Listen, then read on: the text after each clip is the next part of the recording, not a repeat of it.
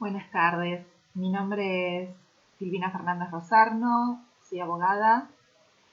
En esta ocasión quisiera conversar con respecto al matrimonio, a las uniones convivenciales, las diferencias y las similitudes que hallamos entre estos institutos y también las diferencias que nos brinda la reforma del Código Civil y Comercial que se produjo en el año 2015, en el mes de agosto, y que cambió un poco el panorama, bastante el panorama, acerca de lo que es el Instituto de Matrimonio y de Uniones Convivenciales y los alcances en el régimen patrimonial del matrimonio. Algo que antes no existía. En principio vamos a decir que a diferencia del código anterior, al matrimonio lo podemos definir como a través del principio de la autonomía de la libertad, a la unión de dos personas, más allá del sexo, las cuales comparten un proyecto de vida monogámico.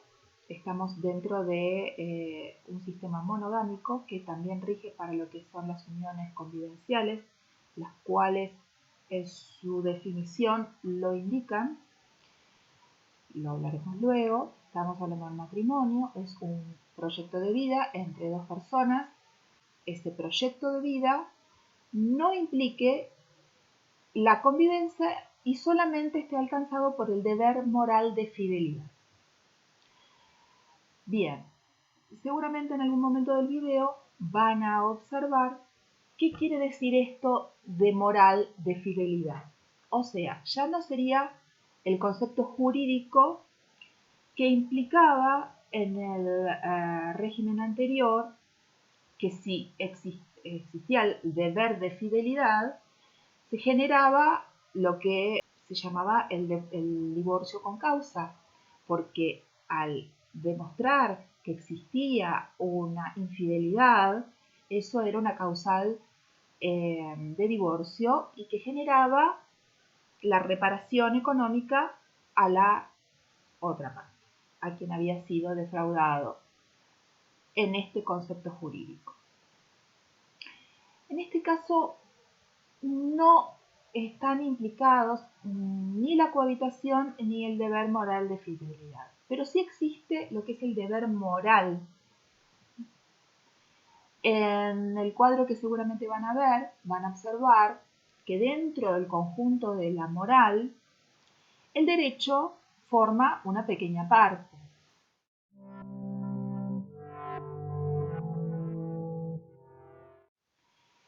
Porque se nos exige que cumplamos nuestras obligaciones más allá de que nos produzcan alegría o que nos sentamos satisfechos y cómodos con ellos, sino que objetivamente corresponde que cumplamos nuestras obligaciones. Eso es lo que exige el derecho objetivo, más allá de nuestros sentimientos.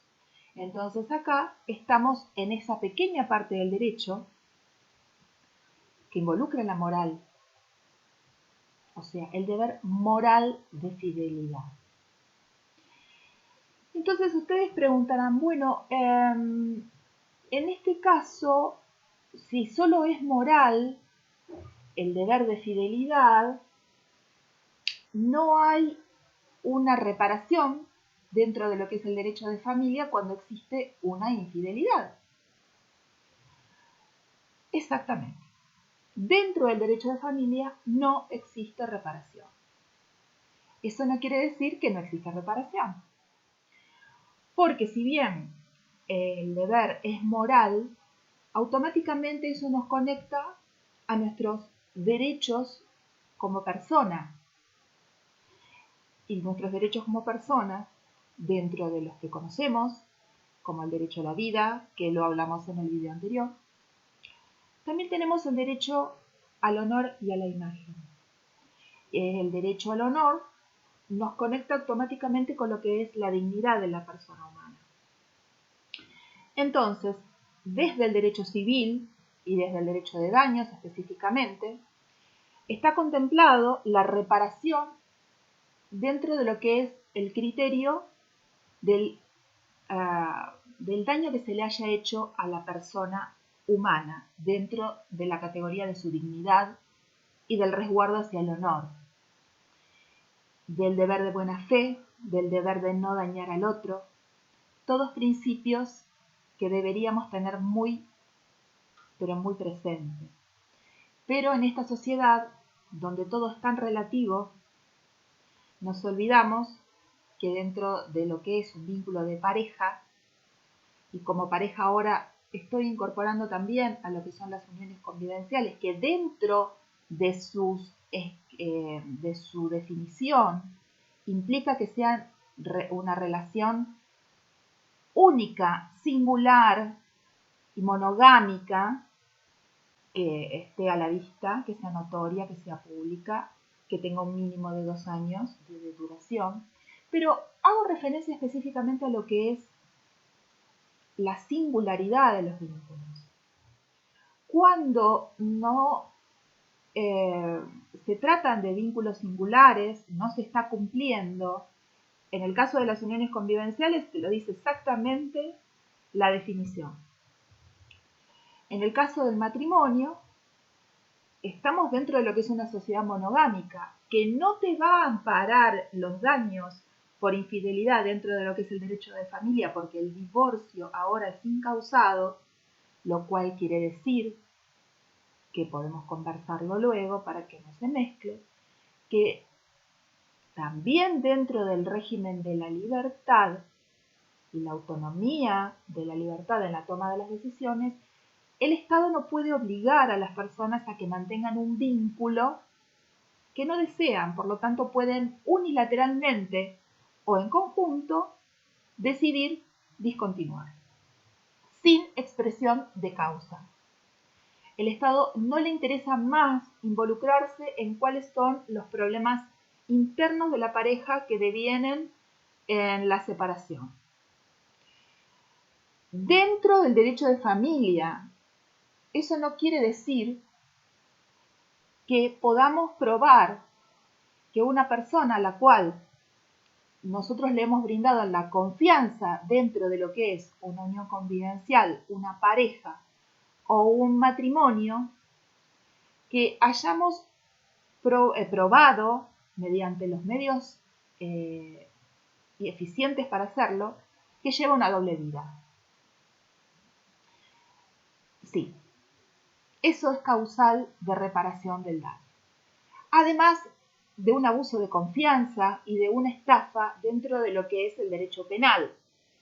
Pero lo que pasa es que esta tipificación dentro del derecho penal está dentro de los delitos contra la propiedad.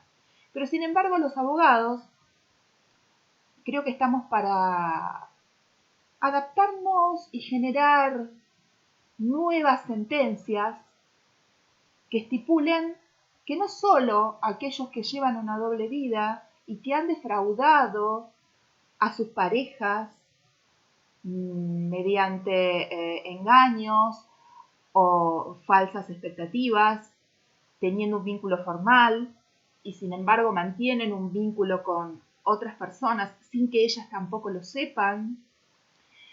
Entonces me parece que es muy interesante que se pueda generar una nueva tipología y que no solo esté encarado desde el derecho a la propiedad, porque bueno, muchos recordarán aquel galán que se hacía pasar por polista y bueno, estafó a muchas personas. Pero sin embargo la estafa o el hacerse pasar por otro, con tener otras cualidades, etcétera, el error en la persona, el generar el error en la persona, no siempre tiene que ver con lo patrimonial, también tiene que ver con lo moral. Y les recuerdo nuevamente que el derecho es una parte de la moral. Y de alguna manera tenemos que nivelar para arriba. Esperamos que nuestros vínculos afectivos tengan la mayor perfección posible y el mayor camino hacia la perfección en la pareja, y no podemos convalidar que ocurran, como realmente ocurren en la vida cotidiana, estas imperfecciones del ser humano. Y hablo del ser humano, no me refiero a ningún sexo en particular, está en manos del hombre y de la mujer tener esas conductas psicopáticas. Es un tema que incumbe a otras competencias profesionales médicas, no quisiera ahondar en ello porque no es mi materia, pero sin embargo está comprobado que una gran parte de la sociedad tiene estos diagnósticos psicopáticos, sociopáticos y narcisistas, los cuales contaminan a nuestra sociedad y si bien son patologías de difícil curación, no están exentas de asumir la responsabilidad por el daño que producen y que realicen los tratamientos que corresponden para que mejoren el nivel social y el bien común. ¿Sí? Entonces, las personas que hacen una doble vida o que juegan con los sentimientos de los demás tienen que ser expuestas mediante las pruebas que corresponden para que dejen de hacerlo. Porque hay en juego familias legalmente constituidas o no, menores a quienes se les participa de esas nuevas familias y uno desconoce que existen familias paralelas o contactos a través de las redes sociales, múltiples contactos a través de las redes sociales con promesas e influencias que nada tienen que ver y no existen. Por lo tanto, esto toca mucho con la estafa y otras defraudaciones del Código Penal. Por lo tanto, no lo dejo aparte. Toca tangencialmente, si es que no hubo una defraudación patrimonial, pero sí hay una defraudación moral. Entonces, si lamentablemente el matrimonio, que es un contrato, no se pudo llevar adelante y deriva en una ruptura, tenemos que efectivamente puede ser una ruptura por, extensión del vínculo, no hay más amor. Obviamente tanto los matrimonios como las uniones convivenciales tienen el objeto, es el sentimiento mutuo. Si no tenemos otros institutos que se relacionan a las personas para contratos como los fideicomisos. Pero estamos hablando de vínculos afectivos sanos, que si no fueron sanos, al igual que cualquier vínculo jurídico, requiere una reparación. Eso no quiere decir, dejamos de amarnos, eso no tiene ninguna reparación. Pero sí exige una reparación dentro del derecho civil, generar expectativas en el común de la sociedad en forma múltiple y geométrica, simplemente por el hecho de tener una psicopatía por distintas razones, por abandono de la familia, por inseguridad, por necesidad de reforzar la autoestima. Entendemos que hay gente enferma, pero tienen que hacerse responsables de las enfermedades que padecen y no tienen que contaminar al resto de la sociedad, que somos los llamados empáticos, los cuales yo luego les voy a suministrar para vuestro goce distintas páginas que hablan de médicos, de profesionales médicos que explican cuál es el alcance del daño que pueden hacer estas personas en nuestra vida. Entonces, volviendo a lo jurídico, ¿sí? Lo jurídico, con las pruebas que corresponden, se inicia una demanda de daños. Junten pruebas, damas y caballeros. ¿Sí? Eso por un lado. Por el otro, el código nos bendijo con la posibilidad de incorporarnos al primer mundo en lo que es el régimen patrimonial del matrimonio. ¿Qué quiere decir esto? Anteriormente, antes de la reforma, solamente existía un único régimen patrimonial que era el de la sociedad conyugal. Por lo tanto, al momento de casarse, absolutamente todo, desde el día cero, empezaba a formar parte de una sociedad entre dos personas. ¿Sí? Por supuesto, no participaban los bienes propios, generados por herencia, etcétera, donación, bueno, eso es otra cosa. Pero existía la sociedad conyugal. Al momento del divorcio había que dividir esa sociedad conyugal, lo cual generaba muchas veces las sospechas de por qué razón realmente esas personas habían contraído matrimonio. Si no existía algún otro sustrato que no fuera el romántico, recordemos que son uniones que tienen que ver con el amor, ¿sí? Entonces, en función, el código indica que esto más tiene que ver con la evolución de las familias a través de los tiempos y las familias ensambladas, etcétera, etcétera, y los distintos vínculos que se pueden desarrollar durante el tiempo. Entonces dice, bueno, podemos incorporar al régimen patrimonial del matrimonio la separación de bienes. La separación de bienes o el acuerdo prenupcial o las convenciones matrimoniales deben establecerse a través de escritura pública. Es indispensable que para darle oponibilidad a terceros y para que no haya ningún tipo de dudas al respecto, se realice a través de escritura pública, que intervenga un escribano. El escribano puede darle forma a esa escritura informando cuál es la situación patrimonial de los futuros cónyuges al momento de contraer matrimonio, o solamente indicar que ellos optan por ese sistema. Cuando están en el registro civil, les van a preguntar cuál es el régimen patrimonial del matrimonio por el cual van a optar. Si ustedes dicen el sistema de separación patrimonial, tienen que haber presentado previamente esa escritura notarial que indica que efectivamente va a ser de esa manera. Esto no es definitivo. Esto puede cambiar. Ustedes pueden iniciar la etapa matrimonial con el régimen de sociedad conyugal y luego pueden cambiar. Pueden cambiar luego de haber transcurrido un año en ese sistema. Y esa inscripción, ese cambio, tiene que quedar inscrito como nota marginal en el acta de matrimonio, para que sea precisamente oponible a terceros, ¿sí?